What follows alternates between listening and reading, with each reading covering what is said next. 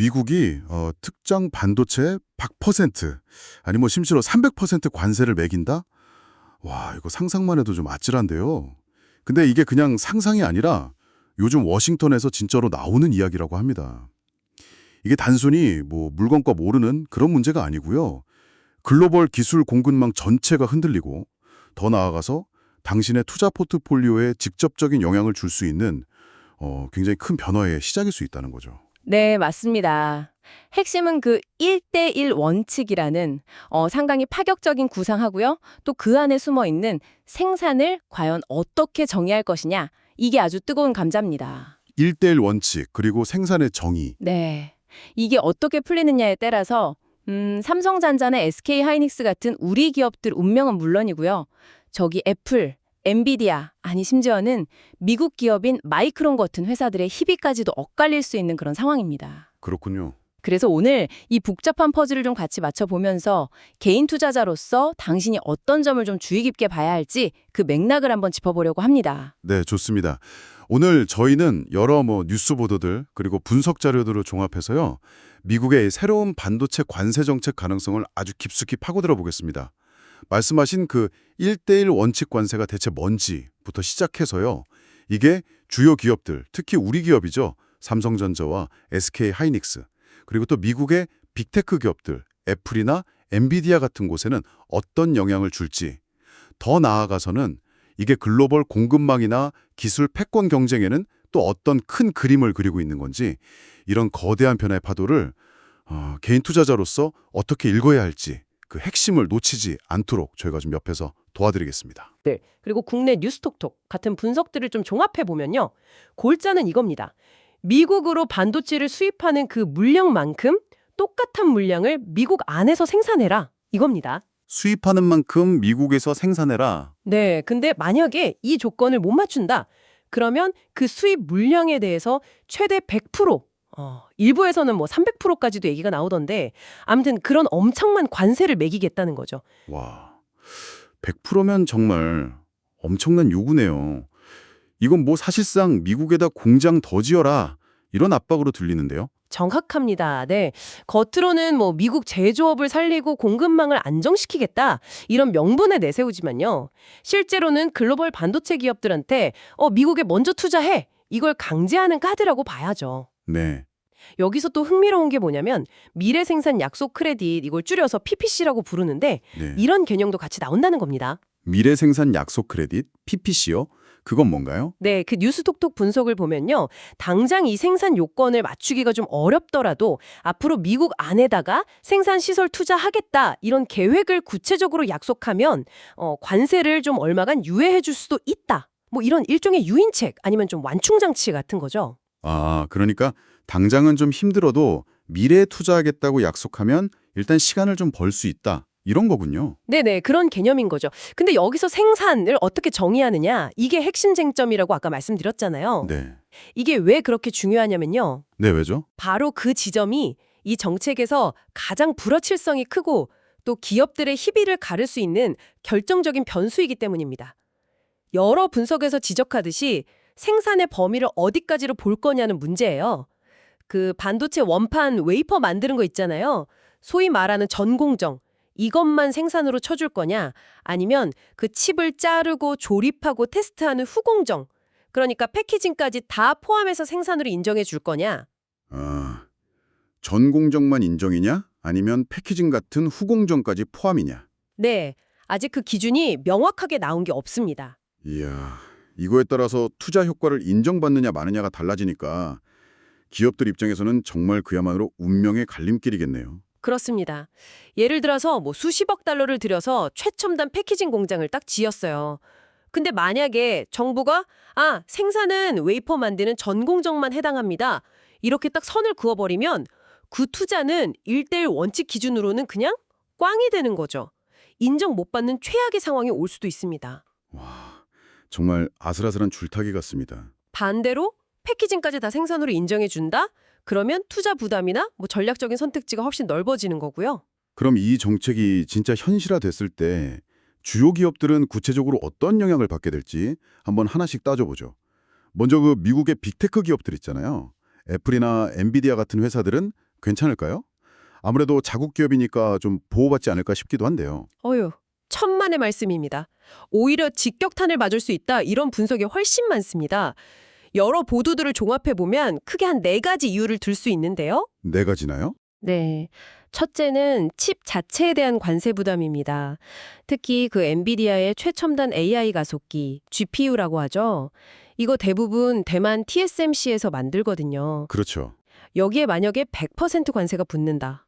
그럼 뭐 가격 경쟁력에 엄청난 타격을 입는 거죠. 아, 자체 생산이 아니라 위탁 생산 비중이 높은 회사일수록 위험이 크겠군요. 맞습니다. 둘째는 이게 어쩌면 더 심각할 수도 있는데 바로 완제품에 대한 관세 부과 가능성입니다. 완제품이요? 네. 예를 들어서 아이폰 가격 중에서 반도체가 차지하는 가치가 한 30%다. 그러면 그 30%에 비례해서 관세를 매기는 방식, 이런 것까지도 검토된다는 거예요. 뉴스톡톡 분석에 따르면요. 와, 이렇게 되면 아이폰 가격이 $200 이상 뛸 수도 있다, 이런 전망까지 나옵니다. 이건 뭐 소비자들이 바로 느낄 수 있는 변화죠. 아이폰 가격이 $200나 오르면 와, 이건 정말 파장이 크겠네요. 셋째는 그 아마존 웹 서비스, AWS, 구글 클라우드, 마이크로소프트 애저 같은 클라우드 기업들 있잖아요. 이 기업들의 AI 데이터 센터 짓는 비용이 엄청나게 늘어날 수 있다는 겁니다. 아, 데이터 센터 비용이요? 네. 뉴스톡톡 같은 데서 지적하듯이 이 회사들이 지금 AI 서비스 확장하려고 정말 천문학적인 돈을 들여서 엔비디아 같은 데서 비싼 AI 반도체를 막 사들이고 있거든요. 네, 그렇죠. 근데 여기에 관세까지 붙는다. 그러면 비용 부담이 뭐 눈덩이처럼 불어나는 거죠. 이건 결국 AI 혁신의 속도를 늦출 수도 있는 문제고요. 마지막 넷째는 공급망 혼란하고 신제품 출시가 늦어질 수 있는 리스크입니다. 어떤 유튜브 채널 분석을 보니까 애플이 이미 다음 세대 칩셋 납품 일정을 다시 조정했다더라. 또는 뭐 테슬라가 사이버 트럭 양산 일정을 또 미뤘는데 그 배경에도 이런 관세 불확실성이 작용한 거 아니냐, 이런 해석도 나오더라고요. 기업들이 벌써부터 선제적으로 리스크 관리에 들어갔다 뭐 이런 신호일 수도 있겠네요. 네, 그럴 수 있습니다. 미국 빅테크 기업들조차 이렇게 큰 영향을 받는다면 관세 정책에 어떻게 보면 직접적인 대상이 될 수 있는 우리 한국 반도체 기업들, 삼성전자와 SK하이닉스의 상황은 훨씬 더 복잡하겠군요. 먼저 삼성전자부터 좀 볼까요? 삼성전자는 지금 텍사스 테일러시에 엄청난 규모의 투자를 하고 있죠. 뉴스톡톡이나 다른 보도들을 보면 뭐 440억 달러? 어떤 데서는 370억 달러라고도 하는데 아무튼 뭐 미국 역사상 최대 규모의 외국인 투자 중 하나인 최첨단 파운드리 공장을 짓고 있습니다. 네, 파운드리 공장이요? 네, 반도체 위탁 생산 공장이죠. 이 자체는 1대1 원칙에 대응하는 상당히 긍정적인 움직임입니다. 근데 아까 양산 시점이 좀 문제라고? 네, 맞아요. 뉴스톡톡 분석을 보면 당초 계획보다는 좀 늦어져서 2025년 말에나 양산이 시작될 걸로 예상이 되더라고요. 아, 25년 말이요? 네, 그전까지는 관세 유예를 받으려면 아까 말씀드린 그 PSPC, 미래 생산 약속 크레딧에 의존해야 하는 상황인 거죠. 여기서 또 하나 좀 흥미로운 전략적인 포인트가 있습니다. 만약에 관세 매기는 기준이 그냥 칩 개수가 아니고 가치 기준이라면요? 가치 기준이요? 네. 그러면 테일러 공장에서 생산될 그 비싼 고부가 가치의 첨단 로직 반도체 생산 실적, 즉 크레딧, 이걸 활용해서 한국 같은 데서 대량으로 수입하는 상대적으로 좀 저렴한 메모리 반도체 있잖아요. 여기에 대한 관세를 상쇄할 수도 있다. 이런 계산이 가능해집니다. 아, 그러니까 비싼 칩 만들어서 얻은 크레딧으로 좀 값싼 칩 수입할 때 내야 할 관세를 퉁칠 수도 있다, 이런 말씀이시군요. 네, 그렇죠. 그런 전략적인 활용 가능성이 열리는 겁니다.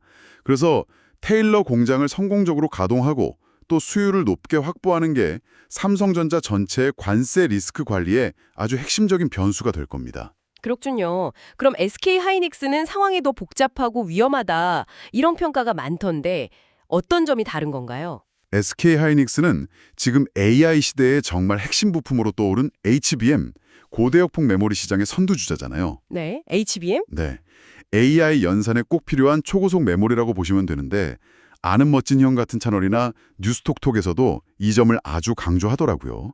당연히 미국 빅테크 기업들로 수출하는 물량이 어마어마합니다. 그렇죠. HBM 시장을 지금 거의 이끌고 있으니까 수출량이 많을 수밖에 없겠네요. 그럼요. 근데 문제는 SK 하이닉스가 인디애나주에 38억 7천만 달러를 투자해서 짓기로 한 공장이 웨이퍼를 만드는 팹이 아니라 HBM 같은 걸 위한 첨단 패키징 시설이라는 점입니다. 아, 패키징 시설 투자인데. 네, 뉴스톡톡 가도에 따르면 그렇습니다. 여기서 아까 말씀드린 그 생산의 정의 문제가 아주 치명적으로 작용할 수가 있는 거죠. 만약에 생산을 웨이퍼 만드는 전 공정으로만 딱 한정해버리면, 생산은 전 공정만 인정 이렇게 결정해버리면 SK 하이닉스의 그 인디애나 투자는 1:1 원칙 충족 요건에서 그냥 무효 처리될 수도 있다. 이런 극단적인 시나리오까지 제기하고 있습니다. 와, 무효 처리요? 네. 이렇게 되면 그 막대한 HBM하고 D램 수입 물량이 고스란히 그냥 관세 폭탄을 맞을 위험에 처하게 되는 거죠.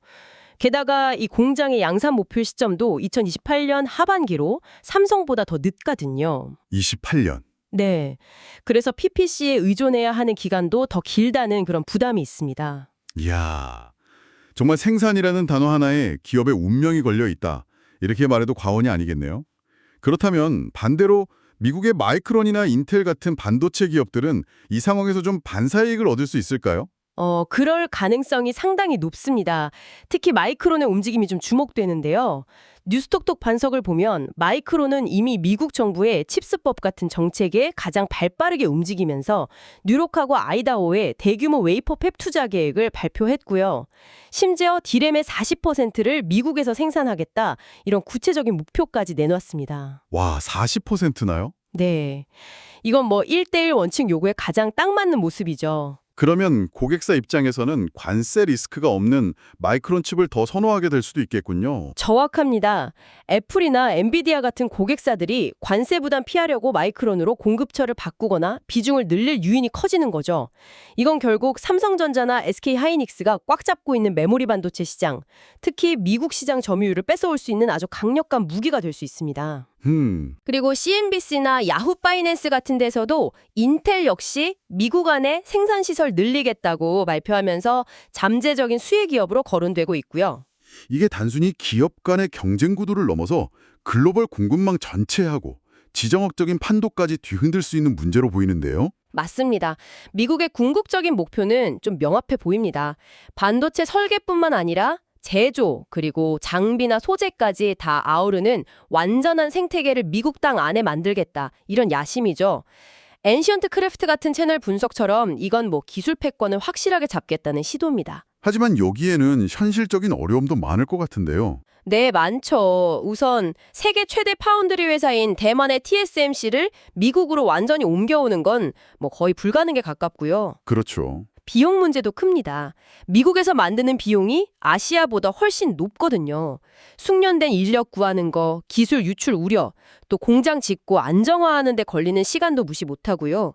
그리고 결정적으로 반도체 생산에 꼭 필요한 히토류 같은 핵심 광물 공급망을 중국이 꽤 많이 쥐고 있다는 점도 아주 큰 변수입니다. 동맹국들하고의 관계도 좀 복잡해질 것 같은데요.